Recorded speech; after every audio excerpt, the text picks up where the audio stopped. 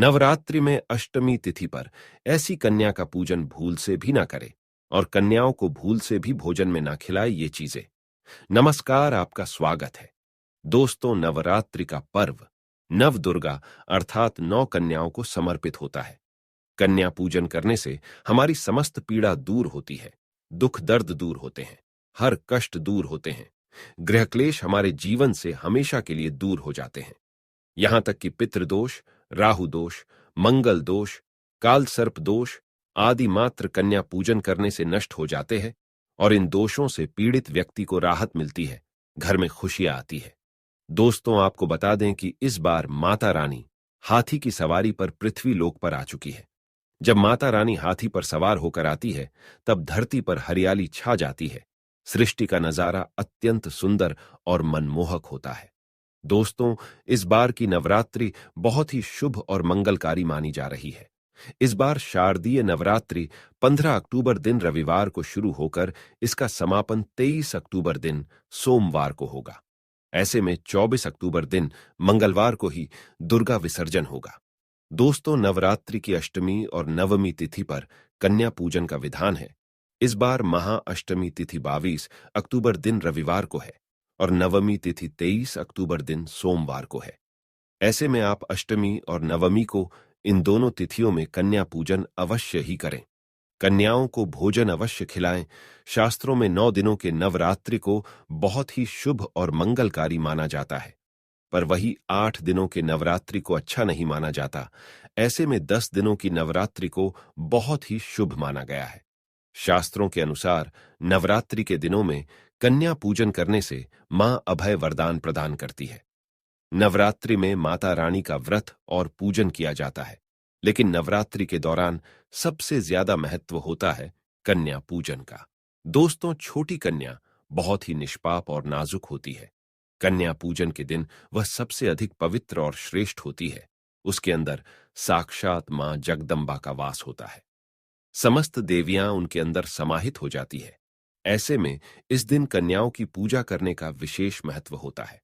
कन्या चाहे छोटी हो या बड़ी हो, वह सदैव पूजनीय है, मां दुर्गा के समान मानी जाती है। दोस्तों, माना जाता है व्रत और उपवास से माता रानी इतना प्रसन्न नहीं होती है जितना कि कन्या पूजन से होती है। नवरात्रि में छोटी छोटी कन्याओं को माता रानी का स्वरूप माना जाता है। कन्याओं को भोग लगाया जाता है, उन्हें प्रसन्न किया जाता है और बदले में आशीर्वाद मांगा जाता है। कन्याओं को प्रसन्न करने के लिए गिफ्ट आदि उपहार दिए जाते हैं। माना जाता है अगर कन्याओं को कोई भेंट दी जाए और वो उसे खुशी खुशी स्वीकार कर लें, तो इसका मतलब है माता रानी ने वो भेंट स्वीकार कर ली है। जिन पर कन्याएं प्रसन्न होती है, तो समझो उन्हें माता रानी का आशीर्वाद मिल गया और माता रानी की कृपा से उन्हें वरदान प्राप्त होता है। कन्या पूजन कोई मामूली पूजन नहीं होता। समस्त ब्रह्मांड में जो पूजा होती है, उनसे बढ़कर कन्या पूजन को माना जाता है। 10 बार गंगा स्नान करने से और 100 बार यज्ञ करने से तथा 1000 बार तीर्थ यात्रा करने से जो पुण्य मिलता है, वह मात्र एक बार कन्या पूजन करने से करोड़ों गुना भक्त को मिल जाता है। दोस्तों, इसीलिए कहा जाता है कि कन्याओं को सताना नहीं चाहिए, इससे महापाप लगता है। दोस्तों, नवरात्रि में 2 साल से लेकर 10 साल तक की कन्या का पूजन करना चाहिए, लेकिन 1 साल की कन्या का पूजन नहीं करना चाहिए। देवी भागवत पुराण में कहा गया है, विधवा स्त्री की कन्या तथा कुंवारी स्त्री से उत्पन्न हुई कन्या का पूजन नहीं करना चाहिए। यदि कोई व्यक्ति नवरात्रि में मां दुर्गा की पूजा करने में असमर्थ है, तो वह केवल अष्टमी के दिन कन्या का पूजन करे, उसे संपूर्ण नवरात्रि का फल प्राप्त होता है। अष्टमी अथवा नवमी को कन्याओं के पैर धोकर भोजन कराना, उपहार आदि देना श्रेष्ठ माना जाता है। ऐसा मौका कभी हाथों से नहीं जाने देना चाहिए। तो दोस्तों, जानते हैं कन्या का पूजन कैसे करें? दोस्तों, आगे बढ़ने से पहले कमेंट में जय मां वैष्णो देवी जरूर लिख देना और इस वीडियो को परिवार के साथ शेयर कर देना। दोस्तों, सबसे पहले तो आप अष्टमी के दिन आपके घर के आसपास की सभी छोटी कन्याओं को प्रेम और आदर के साथ आमंत्रण दें। जब वे आपके घर आए, तब दूध और पानी से उनके पैरों को धोना चाहिए। खासकर यह कार्य पुरुषों को करना चाहिए। कन्याओं के हाथ पैर धोकर उन्हें प्रणाम करना चाहिए।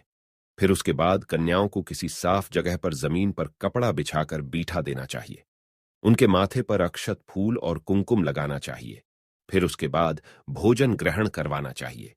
लेकिन हमेशा याद रहे, कन्याओं की थाली में 3 पूरियां कभी ना रखें। इसे शुभ नहीं, गौर अशुभ माना जाता है। 3 पूरियां तथा 3 रोटियां मरने वाले व्यक्ति के लिए निकाली जाती है। ऐसे में कन्याओं को उनकी थाली में 3 पूरी कभी ना दे, लेकिन एक एक करके पूरियां दे सकते हैं। इससे 3 संख्या बढ़ जाती है और दोष भी नहीं लगता। दोस्तों, कन्याओं को खाना खिलाने के बाद अंत में कन्याओं के सर पर लाल चुनरी चढ़ानी चाहिए। कन्याओं को भोजन में आपको खीर, पूरी, हलवा, चना तथा आलू की सब्जी, छोले की सब्जी खिलानी चाहिए। पनीर आदि भी खिलाया जा सकता है।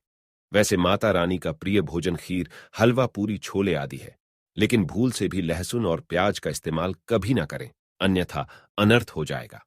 अक्सर कई लोग कन्याओं को कुरकुरे का पैकेट, चिप्स का पैकेट देते हैं, जो कि गौर अनर्थ माना जाता है, क्योंकि इसमें लहसुन प्याज का इस्तेमाल होता है, जिसके कारण आपका व्रत खंडित हो सकता है।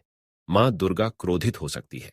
जहां आपने 9 दिनों तक लहसुन प्याज का परहेज किया, लेकिन आपकी एक गलती पूरे व्रत को खंडित कर सकती है। दोस्तों, कई लोग कन्या पूजन में खाना घर पर नहीं बनाते हैं और मार्केट से लाकर ही खिलाते हैं तथा दही जलेबी खिलाते हैं, जो कि शुभ नहीं माना जाता है। दोस्तों, ऐसा खाना वो लोग खिलाते हैं जिनके घर में मान लीजिए कोई दुर्घटना आदि हो गई है, या घर में कोई बीमार है, या कोई मुसीबत है, तब वो ऐसा करते हैं। लेकिन अगर आप स्वस्थ हैं, आपको कोई पीड़ा नहीं है, तो ऐसा भूलकर भी नहीं करना चाहिए। माता रानी दही जलेबी नहीं, आपके हाथों का बना भोजन खाना चाहती है, आपका प्यार चाहती है।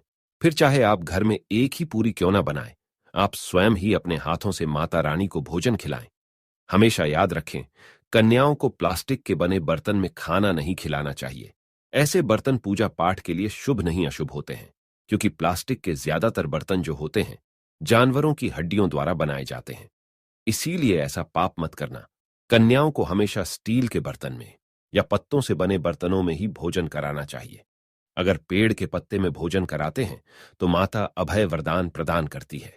दोस्तों, एक और बात हम आपको बताने वाले हैं कि नवरात्रि के समाप्त होने के बाद यदि बीच में कन्या पूजन में शुक्रवार का दिन पड़ जाए, तो कन्याओं को कोई भी खट्टी चीज नहीं खिलाना चाहिए, क्योंकि शुक्रवार का दिन माता संतोषी को समर्पित होता है और माता संतोषी नवरात्रि के दिनों में सक्रिय अवस्था में होती है। भोजन कराने के बाद कन्याओं की थाली में एक लौंग जरूर रखना चाहिए, क्योंकि लौंग देवी दुर्गा मां को बहुत प्रिय है। लौंग माता का प्रतीक होती है।